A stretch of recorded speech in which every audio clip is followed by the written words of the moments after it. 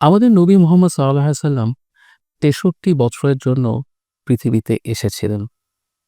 আর নবী ছিলেন কেবল ২৩টি বছর। একজন নবী কেন ৪০টি বছর নবী পরিচয় ছাড়া কাটিয়ে দিলেন? তিনি কেবল সে সময়ের আরবদের নবী ছিলেন না, তিনি সকল সময়ের সকল স্থানের নবী, আমাদের নবী। এমন একজন নবী জীবনের ৩ ভাগের ২ ভাগ কাটিয়ে দিলেন নবী না হয়ে। কেন? যেদিন তিনি নবী হলেন সেদিন থেকে শুরু করে তার চলে যাওয়ার আগ পর্যন্ত মোট ২৩টি বছরে তার ব্যাপারে যত কিছু আমরা জানি, ততটা নিঃসন্দেহে আর কোনো ব্যক্তিত্বের ব্যাপারে কেউ জানে না। তার জীবনের সবচেয়ে উল্লেখযোগ্য ঘটনা থেকে ব্যক্তিগত ছোট ও প্রাইভেট ঘটনাগুলো ডকুমেন্টেড রয়েছে আমাদের গাইডেন্সের জন্য।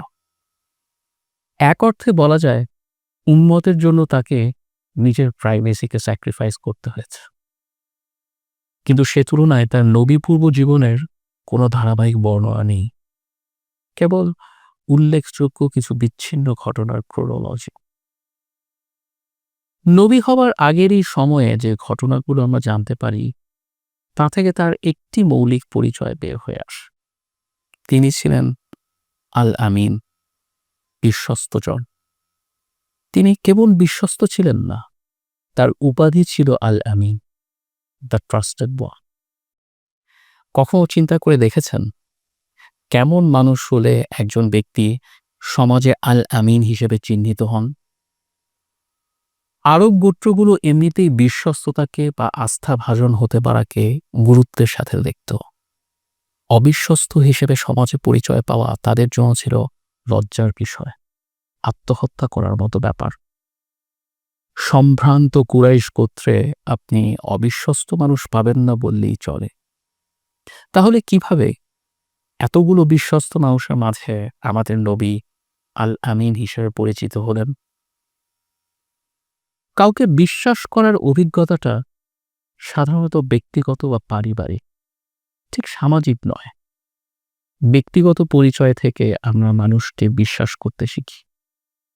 টাকা পয়সার ব্যাপার বলুন, কথা দিয়ে কথা রাখা, গোপনীয় কথা গোপন রাখতে পারা, যার কাছে খুলে কথা বলা যায়। এ ধরনের অভিজ্ঞতা থেকে কিছু মানুষ আমাদের কাছে বিশ্বস্ত হয়ে ওঠে। কিন্তু এ সবই যদি মানুষকে বিশ্বস্ত করে, তাহলে এরকম বিশ্বস্ত মানুষ মক্কায় বহু ছিল। ভুলে গেলে চলবে না সে সমাজে আবু বকর, ওমর, ওসমান, আলী ও অন্যান্য ভবিষ্যৎ সাহাবীরাও ছিলেন। কেবল ব্যক্তিগত ঘটনার অভিজ্ঞতা থেকে কেউ আল আমিন হয়ে ওঠেন না। আল আমিন হয়ে উঠতে হলে এমন এক অবিচ্ছিন্ন ব্যক্তিত্ব দরকার, যা প্রতিটি ব্যক্তিগত ঘটনার নিরঙ্কুশ ব্যাখ্যা হয়ে ওঠে।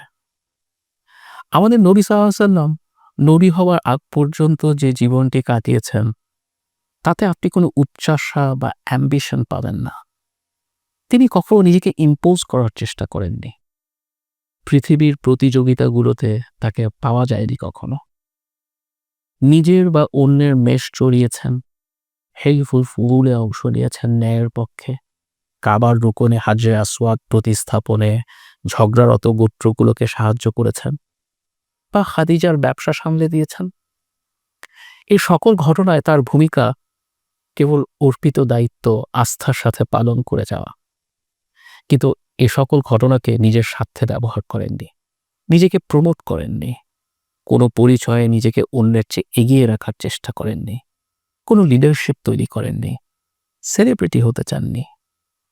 সততার উপরে কোনো ব্যক্তিগত অভিলাষ ছিল না তার, কেননা তার পুরো ব্যক্তিত্বই ছিল একটি সত্যের অপেক্ষায়, যে সত্যের বাইরে কোনো সত্য নেই, যে সত্যের বাইরে কোনো কিছুই গুরুত্ব রাখে না।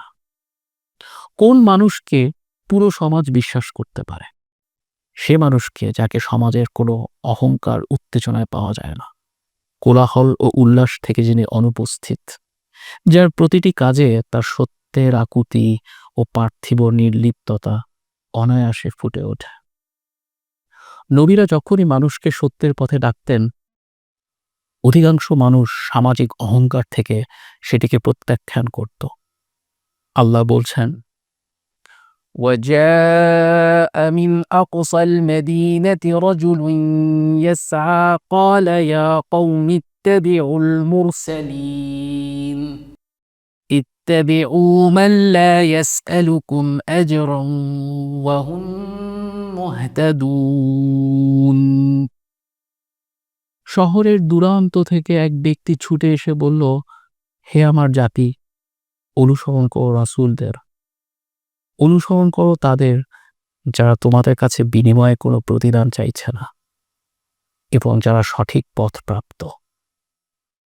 এই যুগপৎ অহংকার ও আস্থা হারানোর যুগে নবীকে আমাদের ততটুকুই দরকার যতটা তাকে দরকার ছিল মক্কায়, কারণ তিনি আল আমিন, নিঃশস্ত্র।